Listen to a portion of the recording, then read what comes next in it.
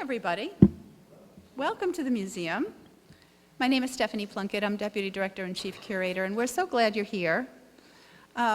We have been doing a Thursday evening series related to our current exhibition, Roz Chast Cartoon Memoirs, and we have a really wonderful program for you this evening, which is called You Must Be Kidding, Cartoonists Making Children's Books, and it is presented by a really remarkable author, speaker, curator, children's book historian Leonard Marcus. So to give you a little background, like Roz Chast, artists with a light touch and eye for life's absurdities have long divided their time and talent between editorial cartooning and children's book illustration. Alice in Wonderland's illustrator John Tenniel was also Punch magazine's lead cartoonist. New Yorker artists from Ludwig Bemelmans and Charles Addams to William Steig and Roz Chast have produced wonderful work in both genres. In this fascinating illustrated talk, Leonard Marcus will explore the ongoing convergence of two popular art forms we don't usually associate with one another. To give you a little background on Leonard's remarkable career, Leonard is a noted children's book author, historian, and critic who has written many acclaimed books about literature for young people and the authors and artists who create it, including Funny Business, Golden Legacy, How Golden Books Won Children's Hearts, Changed Publishing Forever, and Became an American Icon Along the Way, Minders of the Make-Believe, Margaret Wise Brown, Awakened by the Moon, Maurice Sendak, A Celebration of the Artist and His Work, Listening from Madeline, A Portrait of Madeleine L'Engle in Many Voices, and many others. In fact, we do have one of his wonderful books in the store today in case you want to take one home signed. It's called Show Me a Story.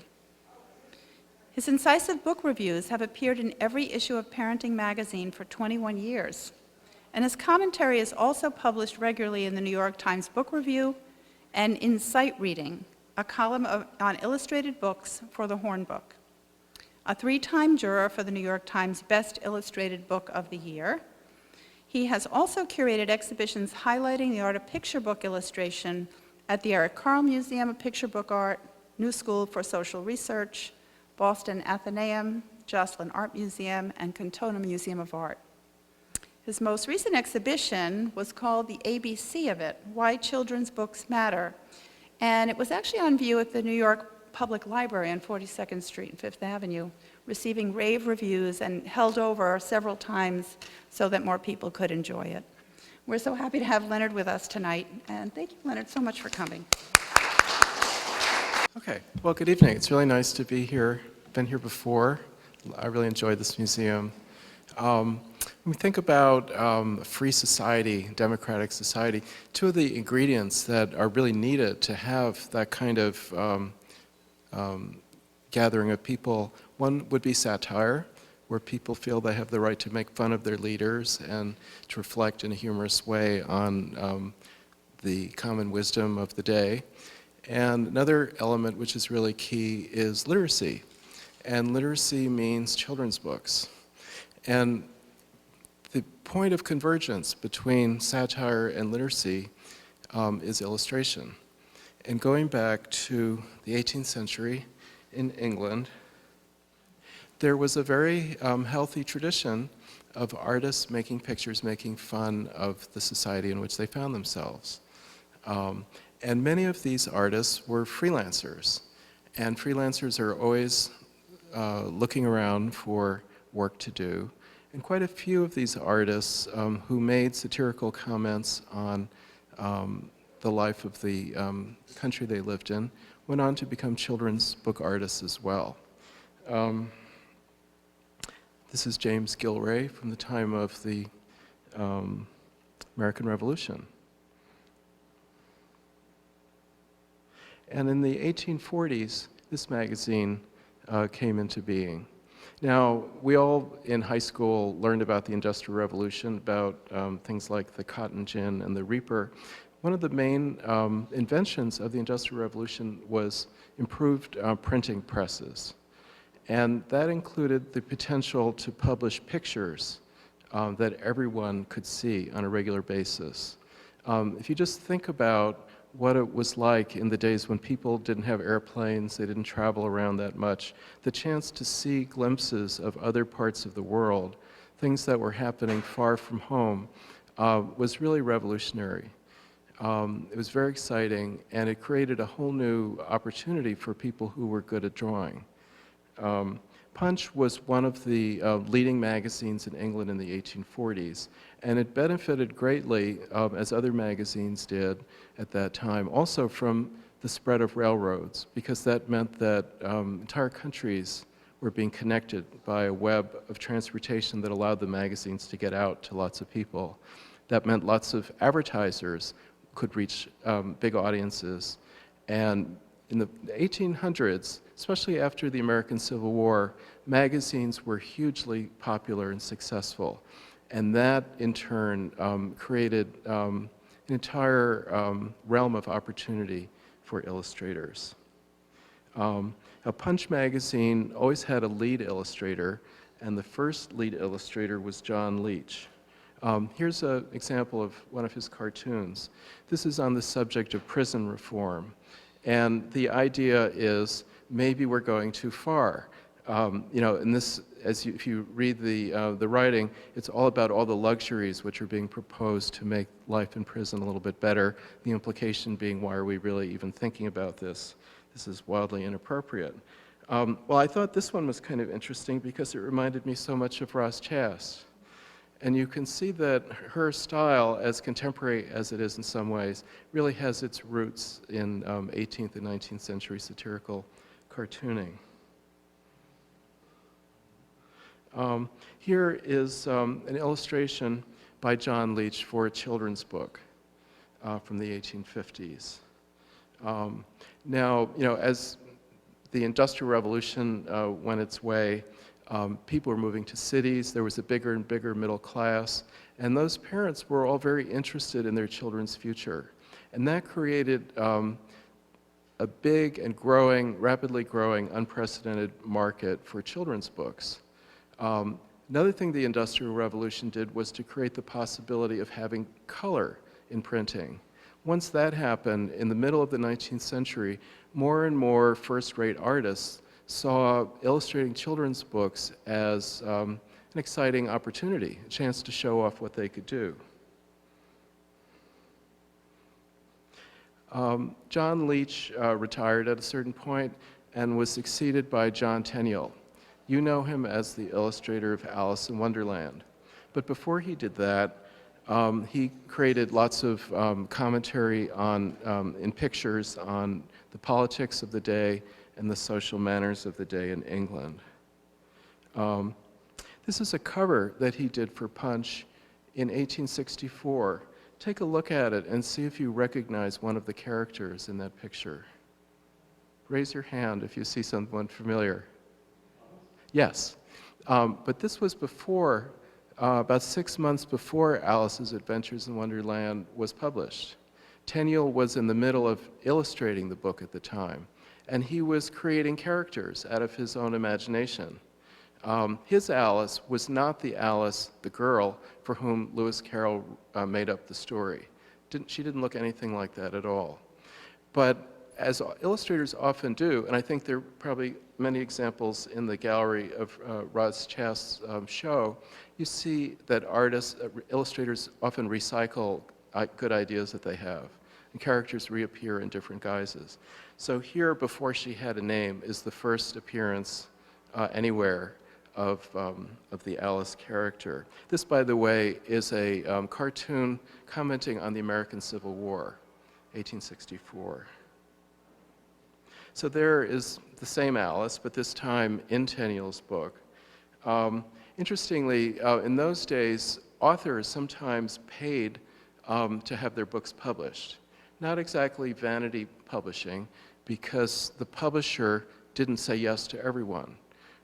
Lewis Carroll, an unknown writer who taught math at Oxford, had gone to Macmillan in London, one of the most distinguished publishing houses, with the beginnings of the manuscript for Alice's Adventures in Wonderland, and Macmillan was intrigued. It then became Lewis Carroll's job to find the illustrator. And he asked his literary friends, George MacDonald and others for advice. And they directed him to John Tenniel, who was essentially the best satirical illustrator in England of his day. So Lewis Carroll was out to make a quality children's book and was willing to not to spare any expense to do so. Here is another one of Tenniel's illustrations. I always think it's really a shame that Lincoln didn't live longer, because he probably would have loved Alice in Wonderland, but he died months before it was published. This is John Tenniel's take on Lincoln.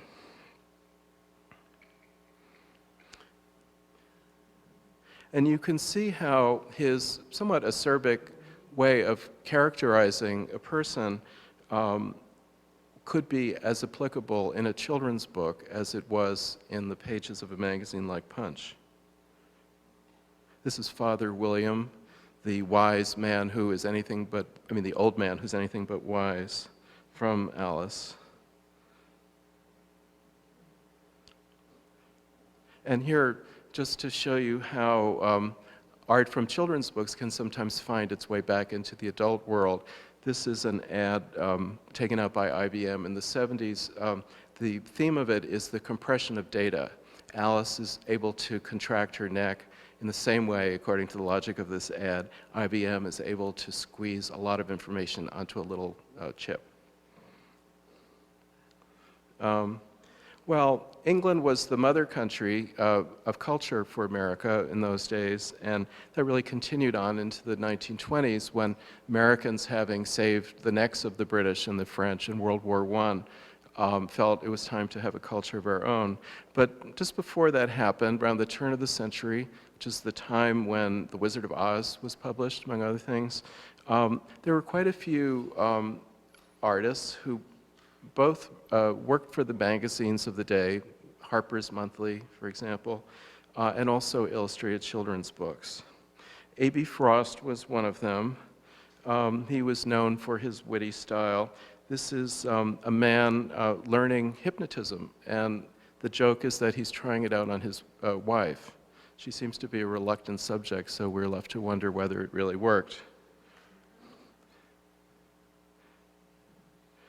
And here, aware of the new technology or art form, depending on how you looked at it, of photography, he's commenting on the difference between having a picture taken of yourself by a professional, example on the left, as compared to just having a friend do it, posing yourself. The results were not likely to be nearly half as good, seems to be the implication. That device on the right side, the vertical pole with the sort of head neck brace, was what professional photographers used to hold their subjects still while the exposure was being completed. So pretty much anything was game. But what you perhaps know A.B. Frost for is his illustrations for Brer Rabbit, Joel Chandler Harris's collection of stories based on folklore from the American South. Peter Newell was a contemporary of A.B. Frost. He lived in New Jersey. He also wrote for the big, or rather illustrated for the major magazines of the day. This is his affectionate caricature of Andrew Carnegie, the donor who created our public library system. And here he is with a humorous rhyme of his own invention, commenting on relations between children and the adults who are important to them, in this case, the teacher.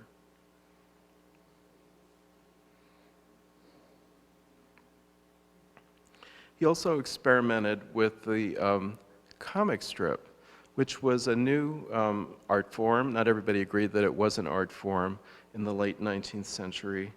But which gave artists the chance to work in a serial fashion that you could, I think, legitimately say anticipated the invention of the motion picture. And he experimented with children's books. Around 1900, nobody was quite sure what a children's book should look like. And with this growing middle class market, publishers were willing to take a chance on something novel. This book is, as it appears to be, shaped as a parallelogram. Here's a book, another book by Peter Newell. This is about a boy inventor who, in the basement of his house, manages to build a rocket that actually takes off through the ceiling of the basement, makes its way up through each floor of the house, each time leaving a hole, which is punched into the pages of the book. There you see it passing through the typewriter, probably of his father. Very funny stuff. And you can imagine that Buster Keaton might have been looking at books like this. Lewis Carroll died in 1898, and hardly had he been laid to rest when artists began to produce newly illustrated editions of Alice's Adventures in Wonderland, especially in America where there was no copyright protection. British illustrators had to wait until 1907. But Newell was, I believe, the first American to re-illustrate Alice's Adventures in Wonderland. This is an ad for that new edition. And it's one of the better ones that's ever been done. Another cartoonist who became a children's book illustrator was this man, Crockett Johnson. Later, like the 1930s, 40s, he began to do a strip really for adults called Barnaby in a magazine known as PM, a sophisticated left-wing newspaper that was read mostly in urban areas. There's an example of Barnaby is a kind of a very knowing, philosophical child who's protected by a guardian angel, who you see in these pictures, the man with the cigarette, something you wouldn't see in any cartoon or children's book these days. And this is one of his first children's books. You probably recognize this. He was married to Ruth Krauss, and the two of them became very aware of experiments in education and child psychology that were taking place in New York at the Bank Street College of Education. And this little boy, who's never named, could be considered the poster child of American progressive education, because he gets an idea into his head. He wants to plant this seed. But everyone tells him, don't bother, it's not going to work out. They do it in the nicest way. First his mother, then his father, then his older brother, then here, in one of the climactic moments, they all gang up on him. But he never gives ground, and he waits for his seed to produce. And lo and behold, it was worth the wait.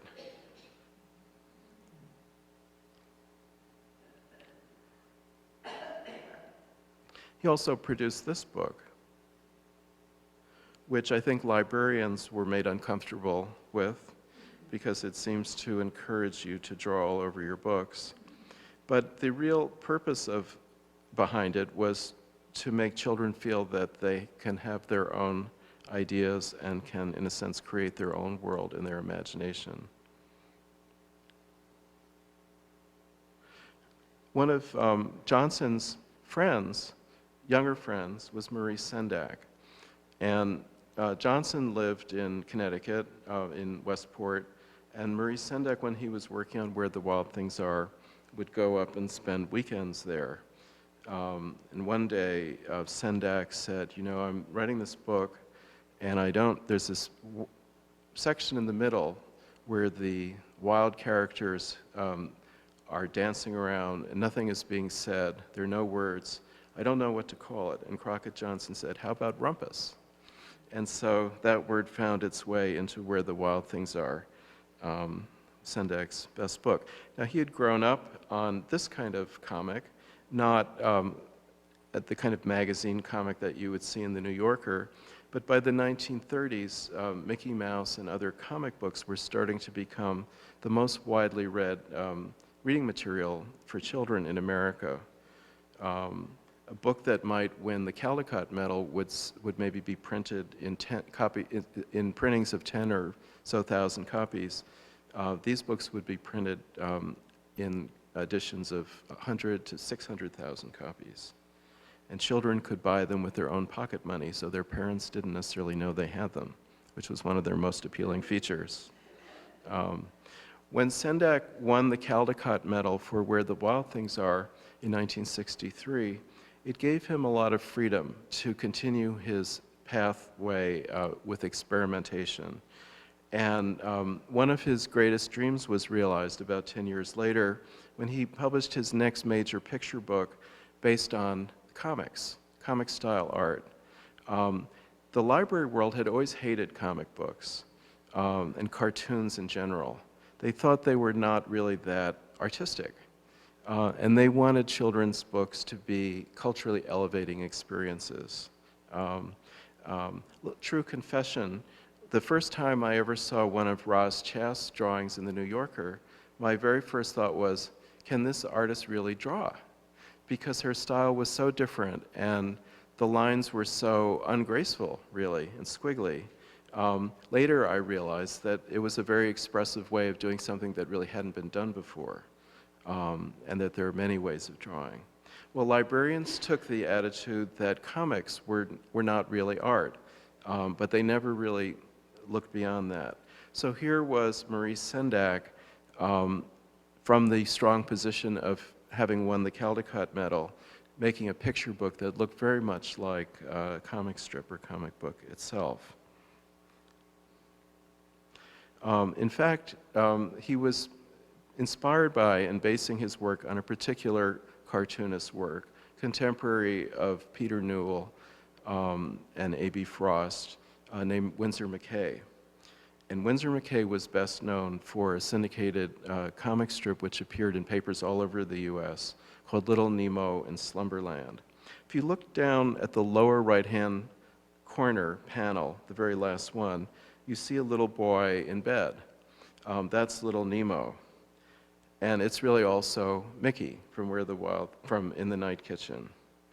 And what leads up to that concluding image are the wild dreams that this little boy has, which were way beyond what genteel parents imagine their children to be thinking and dreaming about.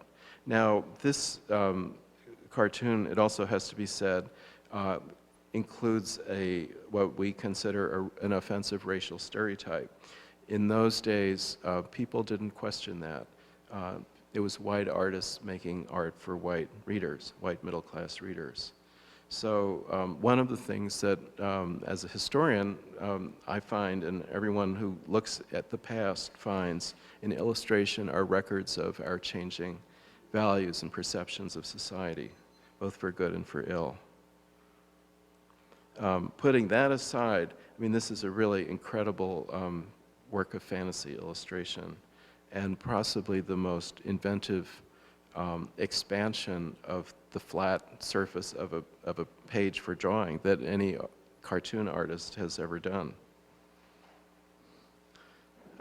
Back to Sendak, and I think you can pretty clearly see how he was working from the model of Winsor McCay, at the same time simplifying a little bit, knowing that his audience was probably about 3 and 4 years old. In one of the wall plaques in the Roz Chast show, she comments on, without really explaining, that when she works for children, she is thinking in a slightly different way than when she's working for the New Yorker. I think probably if she were here to clarify or to expand on that, she might say that the New Yorker working for an adult audience allows her to be a little more cynical than she would be in a children's book. And working for children probably prompts her to be a little bit less visually complicated than she has the license to be in a sophisticated magazine like the New Yorker. William Steig began working for the New Yorker in the 1920s when he was in his early 20s. He came from a family of socialists. His father was a house painter, and his father said to him, you know, most young people with talent face the problem of their parents not wanting them to have a career in art. Parents will say, oh, you know, you'll never make a living. Go to law school or something like that. With Steig, it was exactly the opposite. His father said, I don't want you to be in the position of exploiting other people, in other words, being a boss in some office or factory, and I don't want you to be exploited, being a worker in a factory or office. So go into the arts. So with that blessing from his father, who was a talented amateur artist himself, as was his mother, and with the burden of the Depression and of having to help his family make a go of it, he began submitting drawings wherever he could think to do. The New Yorker paid the best, so that was the first place he went to. And he presented them with a drawing for a cover illustration. I guess he thought that would pay the best. And the editor looked at it and said, well, we like the idea of the drawing, but we don't really like the drawing that much. Can we just buy the idea? And Steig, in this very charming, childlike way that he had even in his 80s when I finally got to meet him, said to the editor of the New Yorker, I'll have to go home and ask my mother about that. So when he returned, his mother had said, no, don't do that, because if they just buy your idea, that's all they'll ever buy from you. So the editor decided to publish his drawing. And that's how he began his career. And he ended up doing something like 2,000 covers for the, 2,000? That can't be right. Hundreds of covers for the New Yorker and thousands of drawings. This is an illustration that he did for a book called The Lonely Ones that was published during the years of World War II. As a matter of fact, it was sent in an enormous quantity to troops who were on the battlefront. This was not a children's book, and yet it was an illustrated book. The pictures only had very brief captions, and they were meant to represent mental states, emotional states, to sort of turn the viewer inward. Clearly, this fellow, it feels trapped and isolated. So it's not a happy picture, not one that was likely to get into a children's book. Though interestingly, Steig's picture books, when he finally started making them in his late 50s, had probably the widest emotional reach of any children's books that have ever been made. From utter joy to darkest despair. It's all there in Sylvester and the Magic Pebble, a 32-page book. Here's another drawing that he did. This one for the New Yorker. That's a sardine can. It's beautiful in a way, but you wouldn't want to be in that can, would you? Steig's art was very much about the struggle of maintaining one's selfhood in a big, complicated society that is always trying to grab a piece of you, any way it can. When I interviewed Steig, I asked him if he was interested in, or had been interested in William Blake over the years, his poetry and his artwork. And Steig was a person of extreme emotions and reactions. And it was sort of like saying the magic word on the old Groucho Marx TV show. When I said William Blake, he lit up, and I was going to be his friend for life from that moment onward. He wondered how I could possibly know that. Well, even if you just look at this picture, you can tell, because for him, the beauty of life and the intensity and drama and potential for wild destruction always come together. They go hand in hand. And that's what Blake's Songs of Innocence and Experience are all about. Here he is. I mean, Roz Chast, I'm sure, would find this amusing for all sorts of reasons. She has a parrot, and she writes about and draws parrots all the time. This is kind of a sweet but bittersweet, very characteristic Steig New Yorker cartoon. You know, because it's again kind of an innocent moment, but behind it is the possibility of utter loneliness in life. He loved patterns. I mean, there was always something beautiful in everything he drew, regardless of what the emotional content was. Same here.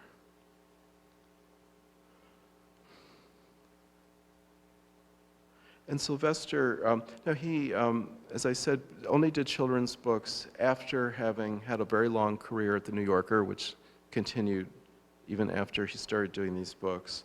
He'd been doing a lot of advertising work, and as he said in the interview we did, he began to feel that that was an unclean use of his talent.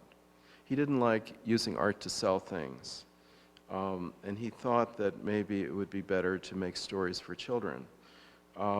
His books are not sentimental. They're funny, but they're also intense, and there's a feeling of probing for something true in all of them. And again, he shows you the beauty of life while he's doing that.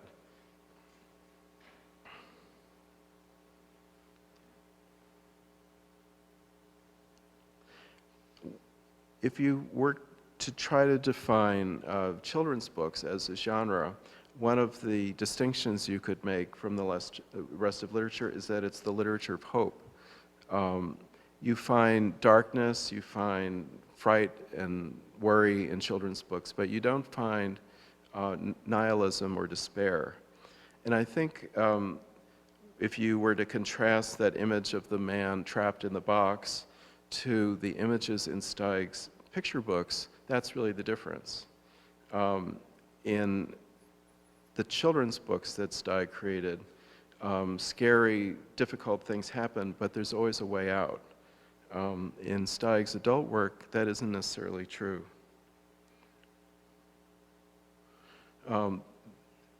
This is also very Roz Chast-like, though of course she came afterwards, so I guess the reverse is the correct way of thinking about it.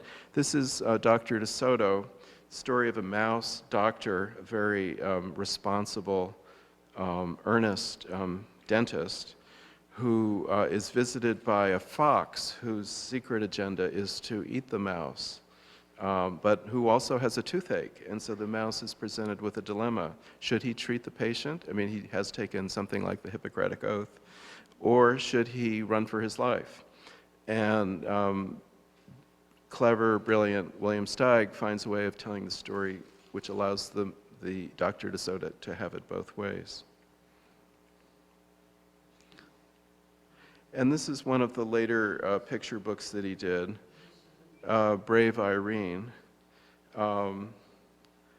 Again, it's about this girl who has to deliver a package for her mother. It's a dress that the mother has made, and has to go out into the elements, into this storm, and is nearly swallowed up by the storm, but somehow manages to get through anyway. It's beautiful and also terrifying.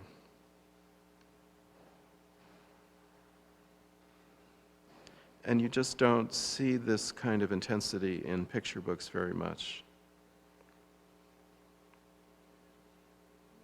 The only peer, I think, that he had in that regard would be Sendak. Jules Feiffer was a peer of Steig, just maybe 10 years younger, but certainly they knew each other. He grew up in the Bronx. He was actually asked to march in a Bronx pride parade a couple of years ago, but he declined because he said he never had a happy moment while living in the Bronx. He was the runt of his neighborhood during the Depression. He loved comics, and they were his refuge. That was his first exposure to cartooning of one form or another. He walked around with chalk in his pocket and would draw characters from comic books like Popeye on the sidewalk when the bullies would come along saying they wanted to beat him up, he would say, just wait a minute. He'd take out his chalk and draw a picture of Superman, and they would be so in awe of his ability as a draftsman that they would let him go to live another day. He was shy and apparently kind of a poor student, but he had the nerve to track down the cartoonist that he considered the best in the business, Will Eisner, creator of The Spirit, which was syndicated in newspapers in the Sunday supplement. At about the age of 14, knocked on his door, his studio door, and asked if he could be Eisner's apprentice. And Eisner was impressed by the fact that Jules Feiffer at 14 knew more about the characters in The Spirit than he did. So he gave Feiffer a job at no pay and allowed him to work in the studio for the next 2 years. So that was his beginning. He was growing up on comic books like these when they were brand new, just starting to appear on newsstands. And because they cost so little, kids like him could buy them with their own pocket money. This is from Will Eisner's Spirit. He was a sort of film noir cartoonist, had a tremendous impact on the artists of his generation. You can see that he was very inventive. And these were read by a mixed audience of children and adults.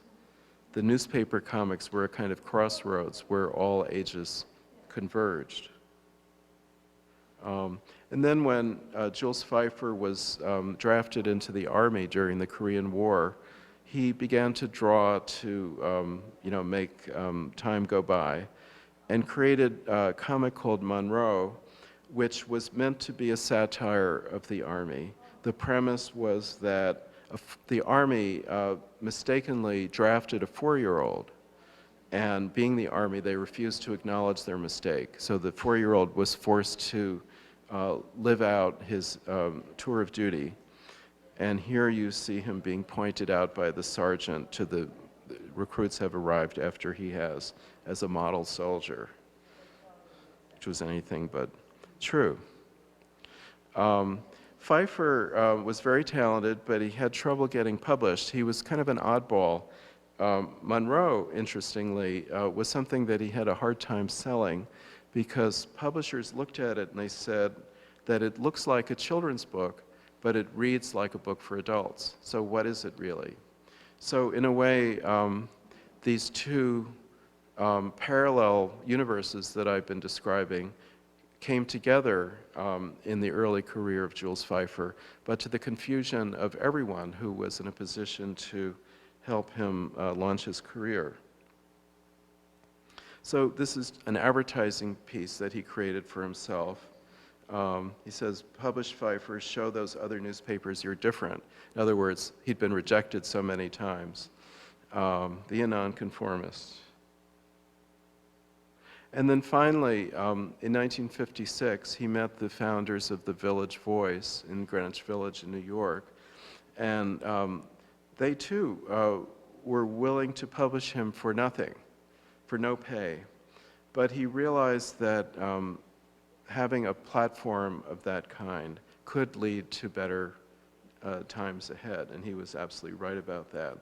And the strip that he originally called Sick, Sick, Sick, but quickly renamed Feiffer, ran for 42 years. And in a way was Elaine May and Mike Nichols' stand-up comedy act in 2 dimensions. And another way of thinking about it is that it was the rough draft for Seinfeld, the TV show where the situations that are explored are really quite similar. Feiffer went on to also write movie scripts and Carnal Knowledge and Popeye, the Robert Altman film, to do plays that won awards, and he's really had an amazing career. And at 86 years old, last year, he published a graphic novel called I Hate My Mother. Oh, I'm sorry, called Kill My Mother. he was instrumental in bringing down the administration of Richard Nixon. How's that for power of the pen?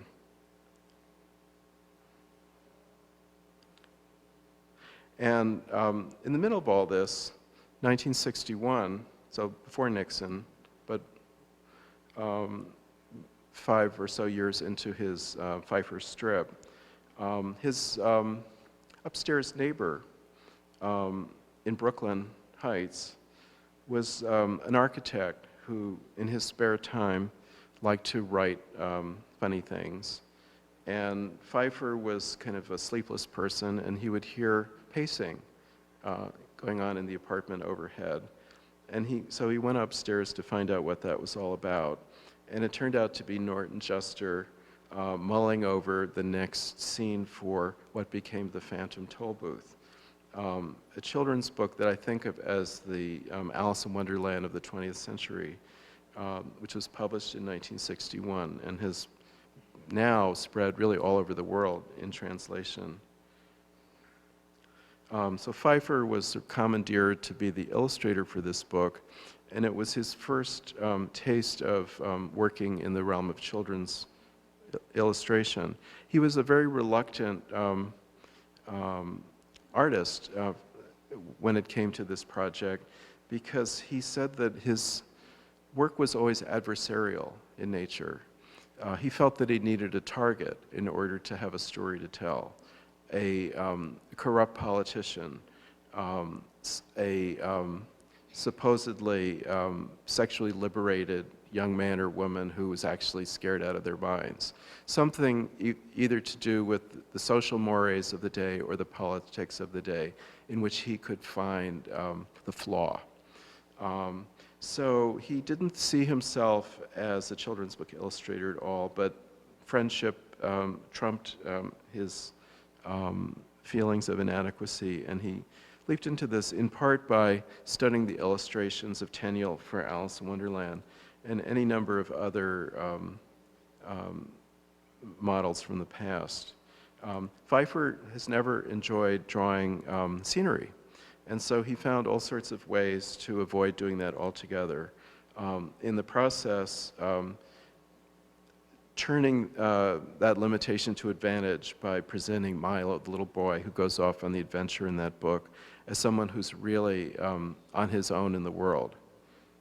He's really an explorer who has to turn into himself, look into himself for all the help that he's going to have.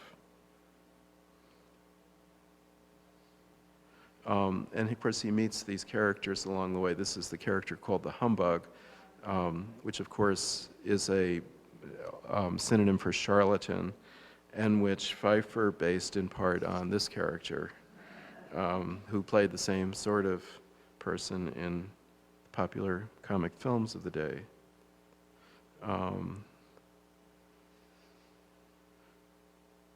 And here you can, I think, I don't have the parallel example, but you can really see him not only thinking of something like Busby Berkeley dance routines, but also those English satirical illustrations that I started with, making fun of the gentry of the day. This is a trick picture. I'll give you a moment to see if you can spot the trick. There's something very wrong with this drawing. And the original impulse behind it, from Feiffer's point of view, was to get revenge on Norton Juster, the author of The Phantom Toll Booth, for forcing him to draw something that he didn't really feel like drawing. Does anybody see anything wrong with this? I think I hear the answer, there are more riders than there are horses. And Jules Feiffer had said to Norton Juster, you know, I really don't like to draw horses. Could we have them ride into battle on cats? And Norton Juster said, you must be kidding. And so this was his revenge. Well, 42 years of Village Voice strips came and went, and the world changed, the Village Voice changed. They decided they no longer wanted to run his strip. And suddenly, this very distinguished cartoonist was out of work. And he thought back to what else he could do and began making children's books, this time writing them as well as illustrating them. He was also a three-time father by then, so he had some material from home to draw on. Though this book, a loosely autobiographical novel, is about a boy who dreams of becoming cartoonist. And so in some way, it's the story of himself. He's done 1 or 2 picture books a year ever since, now for about 15 years. It's another one of them.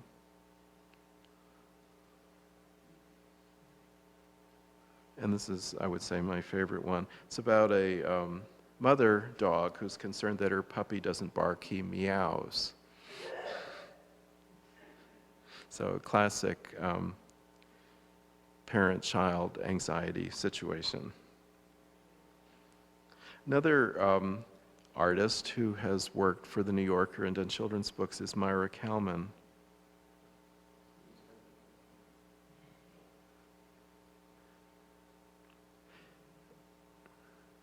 Maira is a really great observer, and a lot of the pictures that she does don't seem to be about the kinds of things that we would expect to be the subjects of art.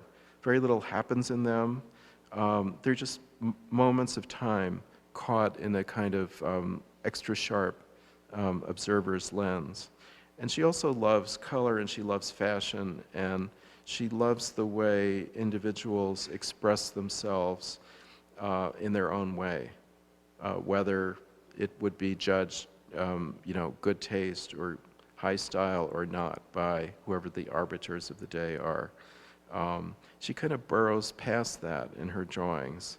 And there's this, I think, acute sense of the longing that everyone has to be an individual in her art.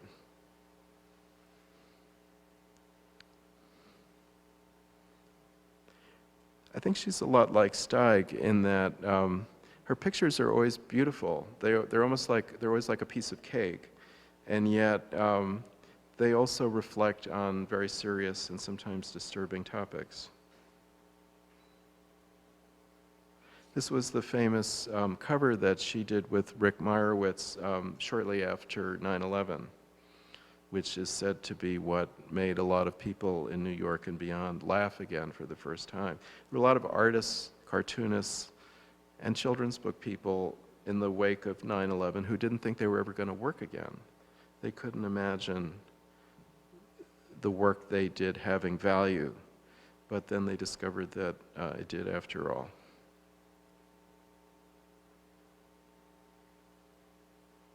One of her covers, and one of her children's book covers. What's striking, again, I think, is, in a way, how similar the work that these artists do for children is to the work they do for everyone else, probably with the one caveat that there's always a ray of hope in the children's books.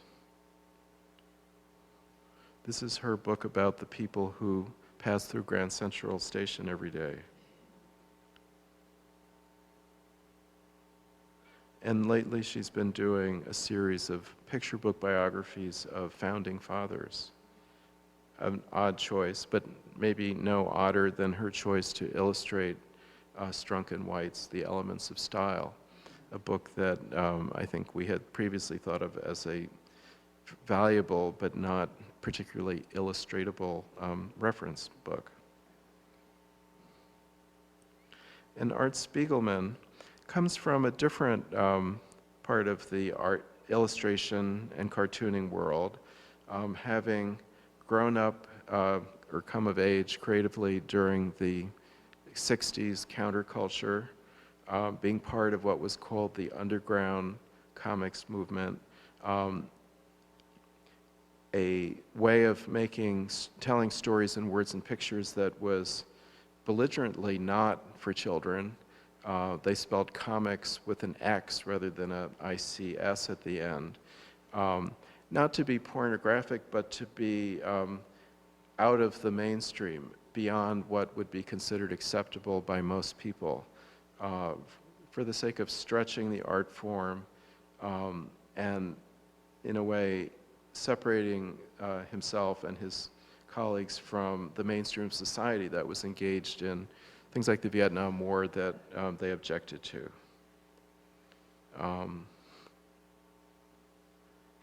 He and his wife, Françoise Mouly, who is currently the art director of The New Yorker, published this magazine for a number of years where the most far-out comics artists were given a showcase, a chance to publish their work. And Mouse, the book for which Spiegelman is known throughout the world, his account of his father's Holocaust experiences in comics format, was first serialized in RAW. I used to pick up copies of this at a local newsstand in New York City, and stapled within this rather large, oversized, beautifully printed magazine would be a booklet, which had just a chapter of Mouse. And if you continued buying these magazines, you would get the next installment each month or so.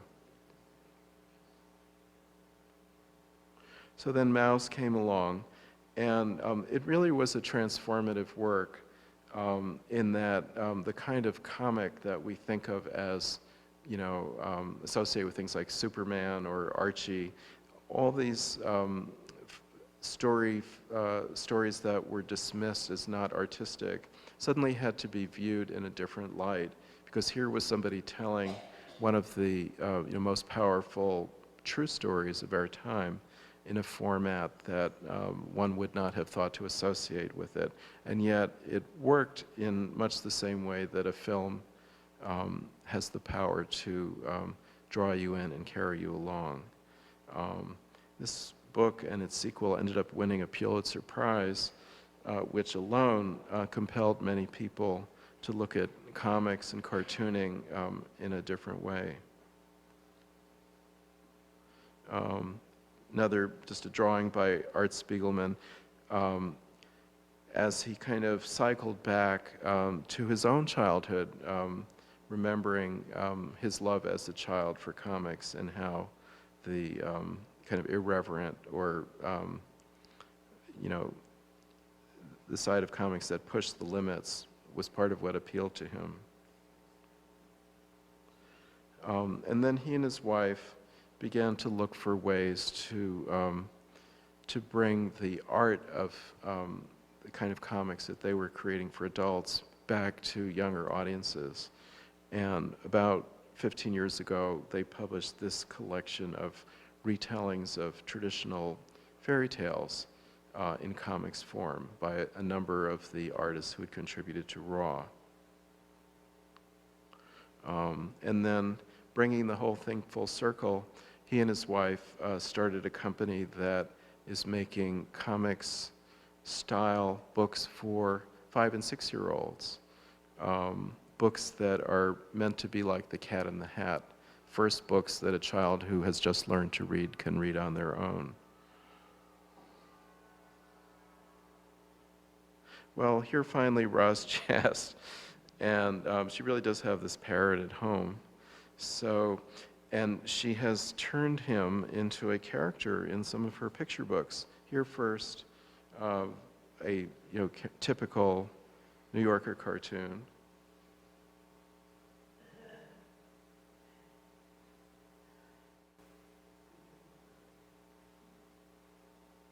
And another one. She seems to love to recategorize things. And I have the feeling about her that nothing that happens to her is wasted.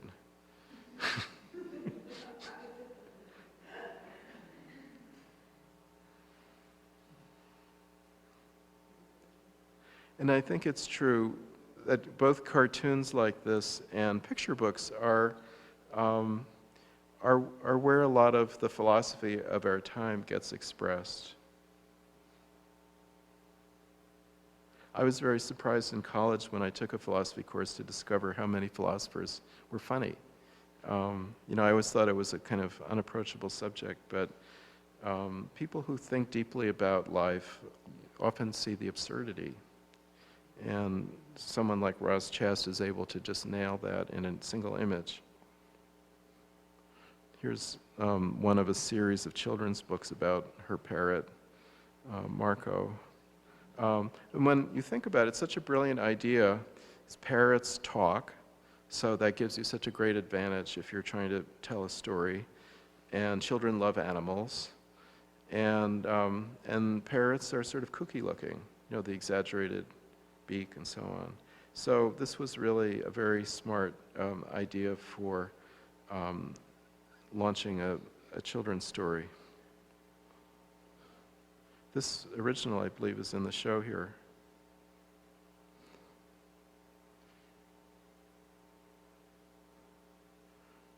And of course, the parrot is a kind of naive character who can go out into the human world and discover everything for the first time, which makes children feel very smart because they already know what school is and they also know how to spell it. Well, that's the end of my talk. So thank you for listening.